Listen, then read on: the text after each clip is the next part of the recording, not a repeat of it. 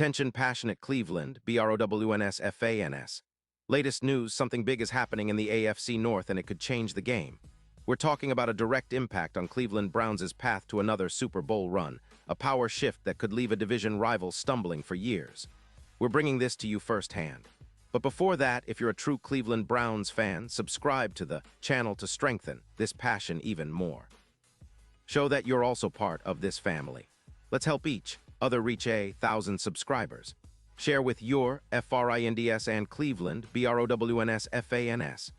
Let's get to the news now, Browns fans. I gotta tell you, this past weekend's game against the Tennessee Titans was a roller coaster of emotions. And honestly, it's hard not to feel a mix of frustration, confusion, and even some suspicion. Cleveland fought tooth and nail, mounting a gutsy comeback in the fourth quarter that had us all on the edge of our seats. We saw the team rally after falling behind early, with quarterback Shedeur Sanders really shining, throwing for over 360 yards, 3 touchdowns, and even running in a highlight reel rushing score. That kid showed flashes of brilliance, and you could see the potential of what he's bringing to this offense. But man, the way things unraveled at the end left a bad taste in everyone's mouth, especially for those of us who believe in this team's future. The Browns were down by 14 points, and instead of throwing in the towel, they fought back, scoring 2 late touchdowns to make it 31-29. That's the kind of fight Browns fans love to see, never giving up, always believing. But then the decision-making in those crucial moments raised a lot of eyebrows, and not in a good way. Cleveland decided to go for 2 points not once, but twice in an effort to take the lead. And that's where things got really questionable. The first attempt, right after a touchdown, was a disaster. It ended in a fumble, almost giving Tennessee 2 points on a defensive score. You could see the confusion on the field, and it felt like the team was trying to push for something that just wasn't there. But what really set the fans talking was the second 2-point conversion attempt, which was even harder to understand. Cleveland called a gadget play, a reverse that never quite reversed, leaving Quinshon Judkins holding the ball after a botched handoff, then lofting a desperate cross-field pass that fell incomplete. It was one of those plays that made you scratch your head and ask, what are they thinking? Especially considering Shedeur Sanders wasn't even on the field for that play. Instead of giving the ball to our dynamic quarterback, who had just led us down the field for a touchdown, we saw a bizarre trick play that looked like it was designed to fail. And that's not the kind of decision Browns fans want to see, especially when your quarterback is playing at such a high level. Right away, fans started questioning the motives behind those calls. Some took to social media, claiming that Cleveland purposely threw the game. They argued that down 14, the team scored a touchdown, went for 2, and then after another score decided to run that gadget play. Many fans felt like this was a sign of something deeper, maybe a lack of trust in Sanders or perhaps some misguided coaching decisions. Comments flooded in, with people wondering if the NFL should investigate what was going on. They pointed out that if Cleveland had just kicked the extra point after their first touchdown, they'd have been in a better position to win with a simple field goal instead of risking it all on those risky conversions. And let's not forget the optics of taking Shedeur Sanders off the field during that critical final 2-point attempt. Sanders had been showing off his arm and his athleticism all game, connecting on key throws to Harold Fannin and David Njoku inside the red zone.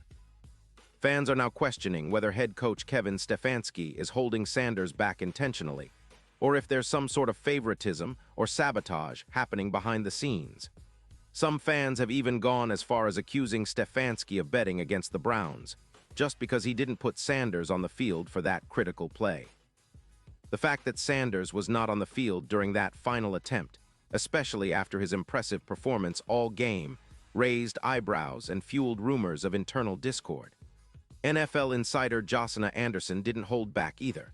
She openly criticized the decision to call a gadget play in the red zone when everything was working for Sanders. She pointed out that the team had a chance to give Sanders another look after he drove them down the field, and instead, they went for some trick play that looks suspect at best. Anderson's words really hit hard. She suggested that the call was totally unnecessary and could have cost Cleveland the game. Her analysis added fuel to the fire of fans who already felt something wasn't adding up. And look, this isn't just about one game, it's about the bigger picture for our Browns. With this loss, Cleveland drops to 3-10 on the season, and while it might seem like the team is out of the playoff race, it's clear that the long-term implications are just as important. This loss, while not impacting the playoffs directly, affects the team's draft position and future planning. Right now, Cleveland sits in the number 4 spot in the draft order, behind only the Titans, Giants, and Raiders, each with just 2 wins. That means we're in prime position to secure a high draft pick, maybe even the first overall if the losing streak continues.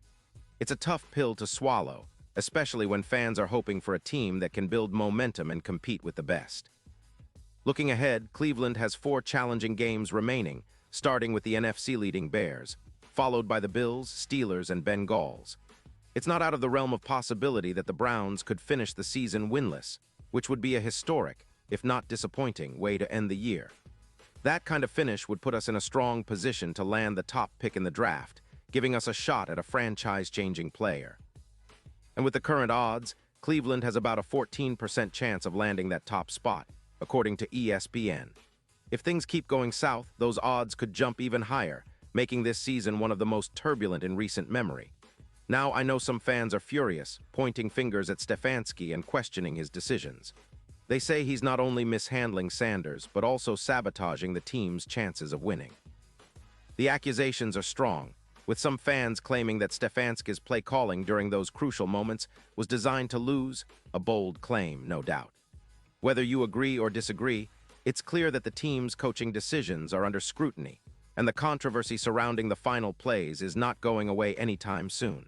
What's even more frustrating is the kind of play calling that happens in these high-stakes moments. Anderson's critique highlights how the Browns seem to abandon what was working, Sanders' red zone efficiency, and instead opted for a gadget play that looked out of place. It's one thing to take risks, but it's another to ignore the strengths of your team and the momentum you've built. Browns fans know that success often comes from trusting your quarterback and sticking to what works. That's why many are questioning why Sanders was taken off the field during that crucial 2-point attempt, especially after his impressive game. In the end, this game has left a lot of questions hanging in the air. The team's future, the coaching decisions, and the mysterious play calling have fans talking for days. What's clear is that Cleveland's season isn't just about wins and losses anymore. It's about setting a foundation for the future and making sure every decision is aligned with that goal. That means trusting the young talent we have in Sanders, building around that core, and making smart, strategic moves that will pay off in the long run. Browns fans are passionate and they want to see this team succeed, not just in 2023 but for years to come. Pause here just for a second. If you want the YOUTUBE algorithm to keep recommending the latest Cleveland Browns news to you, it's super important that you leave a like on this video. Go ahead, it's quick and it makes a big difference. Thank you. Now let us continue with the big reveal. Looking ahead, the draft position is more critical than ever. Cleveland's current standing might seem bleak, but it also opens the door to a rebuild that could set us up for sustained success. The front office has a big decision to make, whether to stick with Stefanski and his game plan or to shake things up and go for a fresh start. The fans' voices are loud and clear. We want a team that trusts its stars, plays smart football, and doesn't second-guess itself at the worst moments. The controversy around this game might be a wake-up call for everyone involved, reminding us all that every play, every decision counts when it comes to the future of our beloved Browns. And now, Cleveland Browns fans, I want to hear from you. What's your take on this? Drop your thoughts in the comments below. Your opinion matters so much to us and to the Cleveland Browns. And don't forget, I'll be back soon with more updates, so stay tuned for the latest Cleveland Browns news.